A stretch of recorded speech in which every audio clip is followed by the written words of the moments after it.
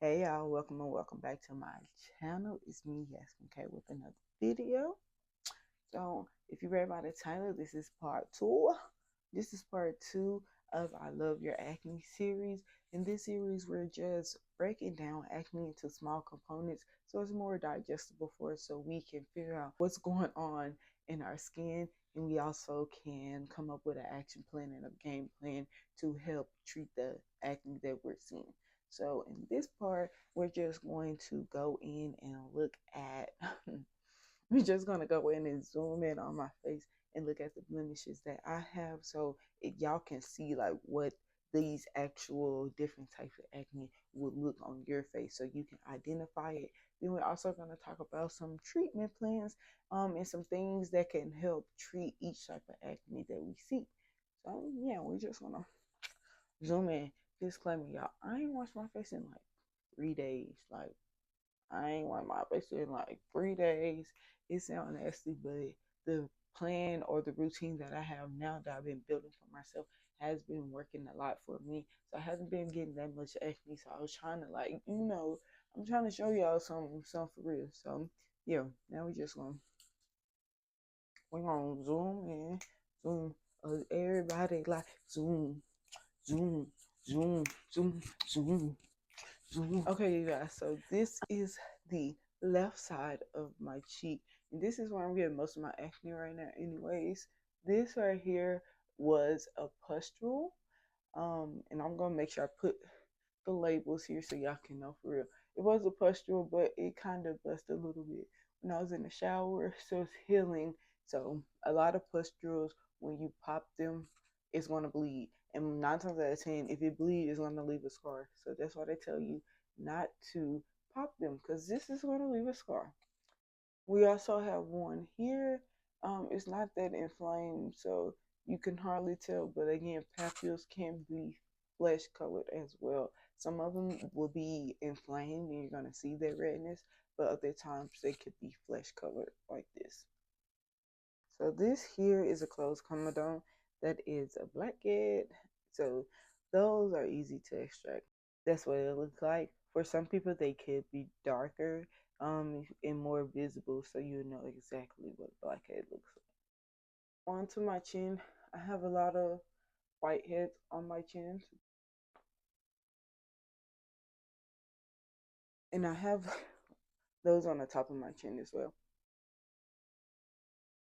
That usually causes like texture in the skin. Most people get it around their nose.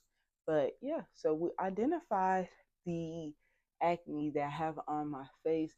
I really don't have any nodule or cystic acne, but I will put some pictures up again of those so y'all can see that as well. In this part, we're going to talk about treatment. So I identify the different acne types that I have on my skin, and I hope you're following along so you can also try to identify the ones that you have, because I'm just going to go through some treatment types or treatment plans that could help reduce or help treat each acne type. So first is comedones. With comedones, we are going to use some retinol, which is vitamin A, double cleanse, and extractions. Those 3 things will help reduce and treat the comedones that you're seeing on your skin, which is blackheads and whiteheads. For papules, where you can either use benzoyl peroxide, salicylic acid, which is BHA, and double cleanse as well. So that will help treat your papules, which are those closed red ones that really never come to a head. Also, benzoyl peroxide and salicylic acid will also help reduce those.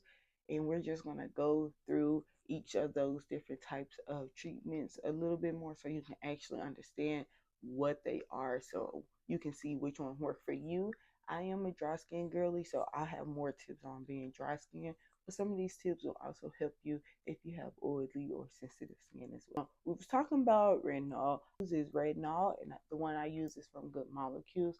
And what vitamin A basically helps, it helps get the dead skin cells from the pores, so you're not having that buildup, and that buildup of that dead skin cells mixed in with the oil and the dirt and bacteria throughout the day is what causes is what causes the blackheads as well as the whiteheads. Help reduce those comedones, and it also help with like texture and hyperpigmentation. So it's like a two-in-one that's going to be consistent in your routine as you move from healing your acne and then treating hyperpigmentation. Your double cleanse, that's an oil cleanser. What I use is Dermalogica. I love, love, love that.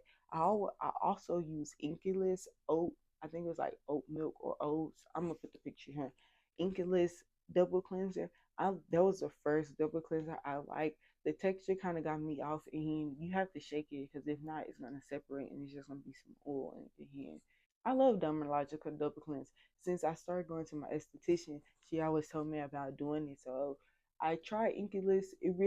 It worked, but it was just like too thick for me. And then I had Dermalogica's pre-cleanser and a little travel thing, and I loved it. It made my skin feel so soft. So I use that. That is essential in my routine. There's a lot of double oil cleansers, double cleansers, especially if you like follow the Korean skincare. That's like a big step in there because the oil is going to be able to penetrate through your pores and penetrate through the sebum that we already produce and help get a lot of that dirt and dead skin cell off your face before you even wash your face. So it's like you getting your pores squeaky clean and clearing them out. So it's going to reduce your acne because you're not having so much gunk just sitting in your face from a water soluble product, just like your cleanser. You know what I'm saying? So yeah, talked about benzoyl peroxide. A lot of people know about benzoyl peroxide. For me being a dry girly, that's definitely not for me. Unfortunately, I've tried Panaxil and I've gotten benzoyl peroxide like prescribed to me from the dermatologist. That's not my forte, y'all. So, for me being dry, it really dry your skin out. And if you're using it in a cleanser, I also use it as a spot treatment, and it kind of like just broke like it just tore down my skin barrier in that spot. So it was super inflamed on the spot treatment. So that's not for me because my skin is dry and it's like all the products that I use to like try to combat how drying benzoyl peroxide is, it didn't help. Even like when I was using it on my body for my back pain, it did the same thing. So that's a no for me. But if you use it and it works for you, that's great.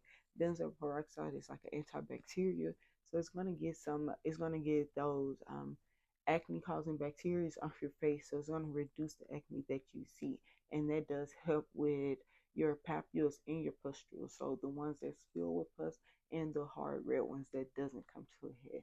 So that's great. If you use it and you like it, definitely try it. But it's not for me. We have salicylic acid. Salicylic acid is a BHA, and I want to just go over the difference between BHA and AHA because it's used a lot, and I don't really think a lot of times people just don't be telling you what it is, and they are two different things, and they help target two different areas. So we're just gonna go through BHAs first. So BHA removes a buildup of dead skin cell. It is oil soluble. It's oil soluble, so meaning that it will be able to penetrate through the natural oils that we produce on our face and get deeper into our pores to help cleanse and remove all of that buildup there. It also flushes oil from the pores. This can be concerning for some people depending on how dry your skin is because I mean it is drying your skin out. With me, I would just suggest either using a lower percentage of the BHA, and you just make sure that the toner and the moisturizer that you use is hydrating to combat the dryness. It also decreases inflammation and soothes redness, which is great for papules because that's what it is an inflamed red blemish. So that's great for those. And pustules, because sometimes your pustules could be inflamed as well. So AHAs are found in fruits, milk, and sugarcane. These are water soluble molecules, so they're not going to be able to penetrate into the pores as deep as BHAs. So these type of products are surface level products. It's going to help with the surface level issues there. So it does is work on the top layer of the skin. It just loosens the top layer of dead skin cell from the face. So it helps get rid of that. So if there is any potential clogs, it will help clear out the opening of your pores. It's also a humectant, meaning it helps retain water in the skin, which is great for dry skin. Unfortunately, with it's not unfortunately out, but with AHAs, this is more so. I would say it's more so for like skin after acne. So like when you really got your acne under control, and now you're working on like dullness and dryness, fine lines, any hyperpigmentation. It's great for those things, but as far as acne, it's really not. I wouldn't say it's for to me. It's not effective because it's not getting deep down in those pores, and that's where the cause of that's where it starts. That's where the acne starts, deep down in the pores. It's only surface level. So a lot of products have AHA and BHA. It's like a two-in-one. So you're going to be able to help treat and target your acne as well as your like dull skin, fine lines, and hyperpigmentation. I use Dr. Dennis Gross pills, and I use the extra strength one. It does come with 7 different molecules, including some AHAs and BHAs. So it is a two-in-one. If you have pads like that, that is really great. You just want to make sure that you ease into it and that you always use your hydrating toner and serums as well as moisturizers when you're using products like that, because they are known to cause irritation and dryness if you're not combating those issues. In part 3, we're going to be building a skincare routine for our dry acne prone skin, and I'm just going to be showing y'all how my products work for me. If you like videos like this, don't forget to hit that bell and subscribe so you're notified when I post. Also, don't forget to like, comment, and subscribe, and share this video with anybody, everybody that you may think like this video. Stay blessed and stay positive. Peace.